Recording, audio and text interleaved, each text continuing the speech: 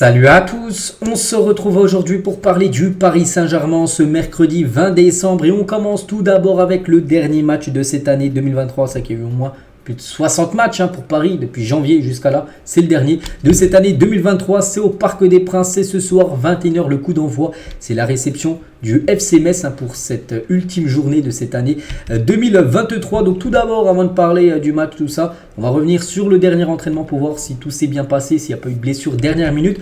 Donc voilà, l'entraînement de veille du match. On peut voir tout d'abord Lucas Hernandez, on peut voir Kylian Mbappé, on peut voir c'est un entraînement, c'était le dernier entraînement parce que demain il n'y a plus d'entraînement. Les joueurs partiront en vacances et reprendront l'entraînement là d'ici quelques jours.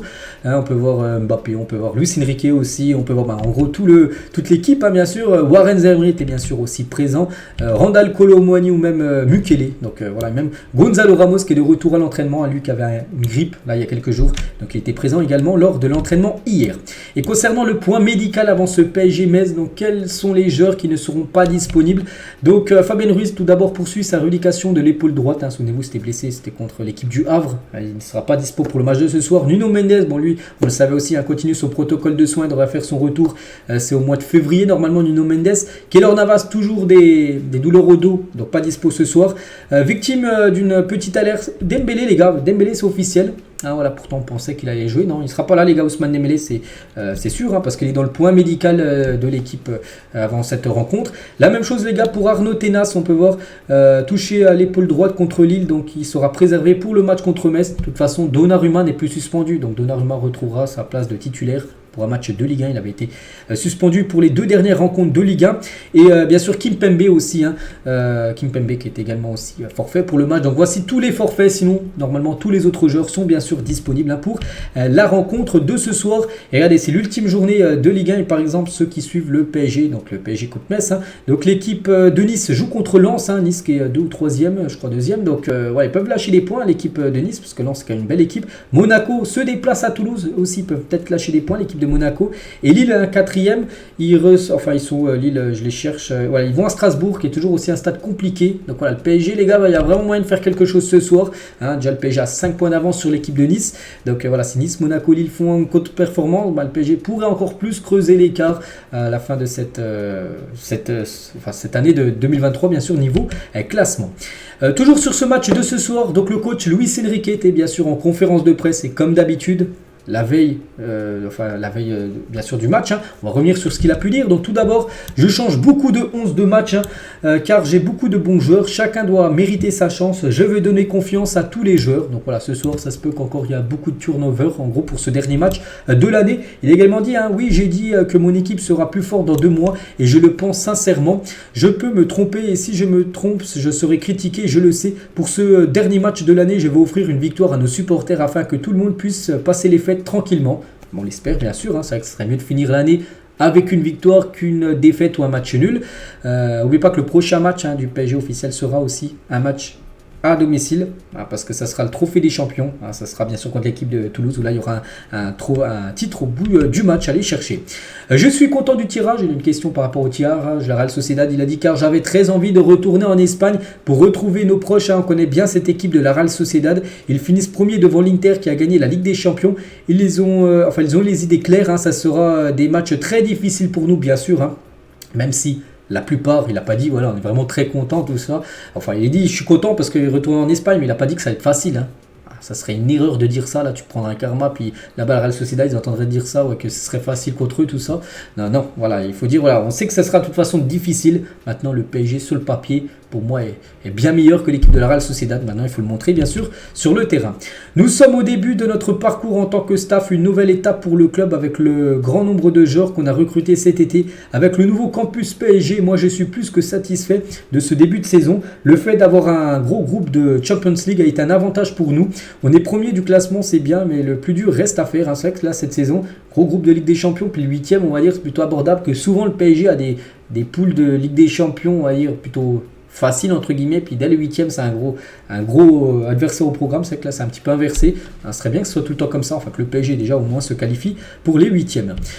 Toujours avec Luis Enrique, donc ma relation avec Kylian est parfaite, hein. Nous ne sommes pas fiancés, pas en couple, mais presque, car c'est lui qui ne veut pas. Bon, il a dit ça à la rigolade, hein. Avec Kylian on a toujours été très proches, il aime faire des blagues, et moi aussi j'aime rigoler, une très bonne relation comme avec les autres joueurs. Donc voilà, il dit qu'en gros tout se passe bien avec Kylian.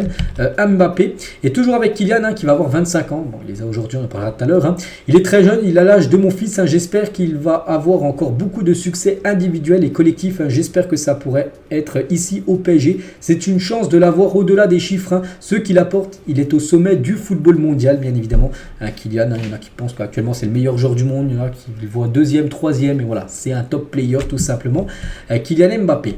Et il parle aussi de Kang In Lee, hein, Luis Enrique en conférence de presse hier, donc est peut-être un peu méconnu par certains. En Corée, c'est une superstar, ça on le sait, hein. Il est très important, il a joué ailier droit, ailier gauche, au milieu de terrain comme piston, en faux neuf aussi. Il a beaucoup de capacités défensives aussi. Il se sacrifie pour l'équipe, c'est formidable d'avoir un joueur aussi jeune avec autant de qualité. Voilà, très beau message aussi de Enrique envers Kang In Lee.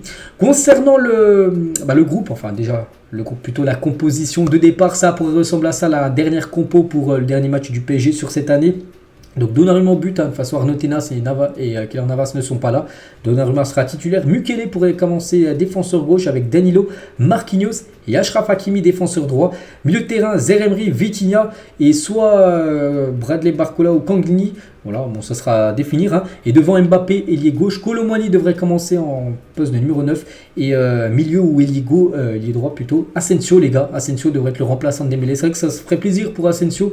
Parce qu'il a été déjà il est revenu de blessure là, lui qui avait été blessé plus d'un mois et demi, et surtout il n'a pas beaucoup joué là ces derniers temps. Il avait joué 10 minutes, hein, contre l'équipe de Dortmund en Ligue des Champions, donc là ce serait bien qu'il commence titulaire et qu'il prenne au moins 60 minutes de jeu au moins, hein, même si joue tout le match ce sera encore mieux. Donc voilà, que le voir titulaire ça ferait plaisir concernant Marco Asensio. La une du journal L'équipe aujourd'hui par rapport à ce match, hein, finir avec le sourire bien sûr, hein, voilà, comme j'ai dit, hein, c'est mieux de finir avec une victoire plutôt qu'une défaite. Et aujourd'hui, hein, donc on a un petit peu parlé là, tiens, juste avant, hein, c'est l'anniversaire bien sûr du meilleur joueur du PSG là, depuis quasiment 5 ans les gars, et peut-être le meilleur joueur de l'histoire du PSG, hein, peut-être pour certains.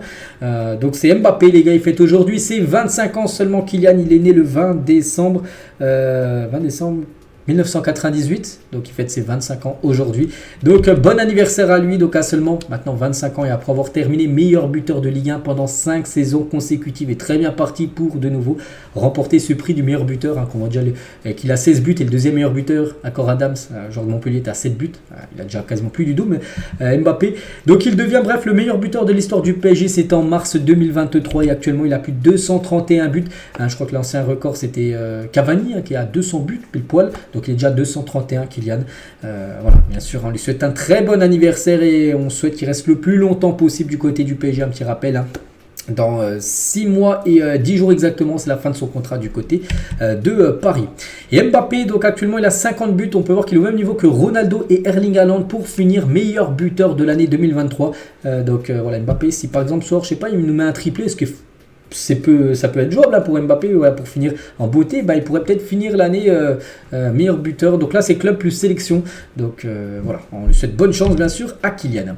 À l'approche des fêtes de fin d'année, les joueurs du PSG se sont rendus, donc c'était avant-hier lundi à l'hôpital Robert de Pré dans le 19e, je sais pas comment, je crois que c'est 19e, enfin je sais plus trop les chiffres romains, bref, je vais pas dire de bêtises, bref, donc c'était soit apporter du sourire et du rêve aux enfants et aux adolescents malades. Donc on peut voir voilà toutes les photos bien sûr des joueurs du PSG, enfin il n'y avait pas toute l'équipe, il y avait à peu près une dizaine, hein, comme Vitinha qui était présent, il y avait aussi Arnaud Tenas ou même Kimpembe, hein, qui était aussi présent, comme Dembélé ou même Kolo Muani, mais c'est pas non plus les joueurs du PSG qu'il faut regarder, mais plutôt les enfants malades et le sourire.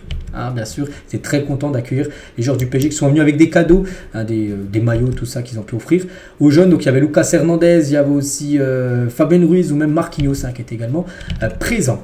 On continue les gars, on va parler de Lucas Beraldo. Regardez, c'est Fabrizio Romano qui confirme qu'il a dit oui pour signer au PSG, donc il devrait devenir la première recrue du Paris Saint-Germain pour ce mercato hivernal.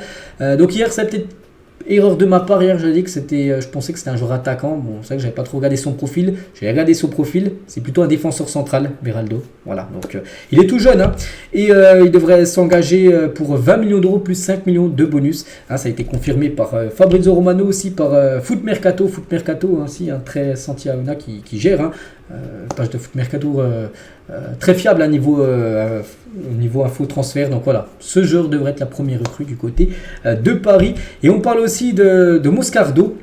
Hein, qu'on parlait lui depuis aussi quelques temps. Donc lui aussi, hein, le PSG propose actuellement 22 millions d'euros plus 3 millions de bonus. Donc les négociations étant toujours en cours hein, concernant Moscardo. Mais celui où il y a plus de chance, c'est bien Beraldo hein, pour une signature là dans quelques jours hein, du côté de Paris.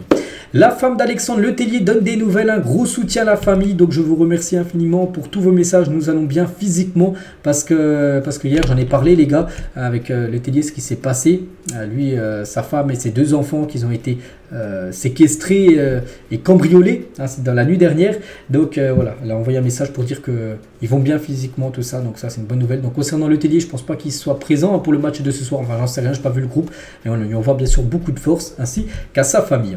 Et Zaire Emery, les gars, devait recevoir la médaille de la ville à Aubervilliers, mais l'événement est désormais annulé suite au récent événement. Hein, donc hier, il devait recevoir une médaille tout simplement de la ville d'Aubervilliers, et du coup, ça a été annulé par rapport à ce qui s'est passé avec la famille de Letellier.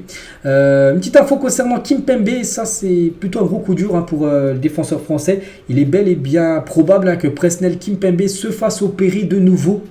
Vous avez bien vu, il devrait de nouveau se faire opérer, lui qui a été opéré déjà, tiens, il va être, bientôt ça va faire 1 an jour pour jour qu'il a été blessé, c'était début d'année 2023, donc là on est bientôt début d'année 2024, et en gros je sais pas pourquoi, peut-être parce qu'il y a un truc qui va pas encore, il devrait se faire peut-être repéré. Hein, ce serait bien sûr un gros coup dur hein, pour Presnel Kimpembe. On leur voit beaucoup de force. On va parler rapidement aussi de l'équipe féminine. Hein. Le PSG féminin joue ce soir à l'AS Roma. Donc elles vont devoir gagner. Elles avaient gagné le match aller. Hein, c'était la semaine dernière. Elles ont commencé avec 2 défaites. Bon, elles ont gagné le match aller. Là, il va falloir gagner hein, ce soir du côté de Rome. Ou au moins pas perdre pour toujours avoir l'espoir bien sûr de se qualifier pour la suite de la Ligue des Champions féminine. Et on finit bien évidemment avec le pronostic du match. C'est le dernier match de l'année. N'hésitez pas à mettre votre prono en commentaire. Donc allez, je vais partir sur une belle victoire. Je pense que le PSG va s'imposer. Une victoire avec des buts, on veut des buts ce soir. Un 4-0 pour Paris ce soir contre l'équipe du FC Metz. Donc voilà tout ce qu'il y a à dire. J'espère que ça vous a plu. On se retrouve demain jeudi hein, pour faire le débrief hein, bien sûr de la rencontre. Allez, je vous laisse. Bonne journée à vous. Bon match à vous ce soir et à demain.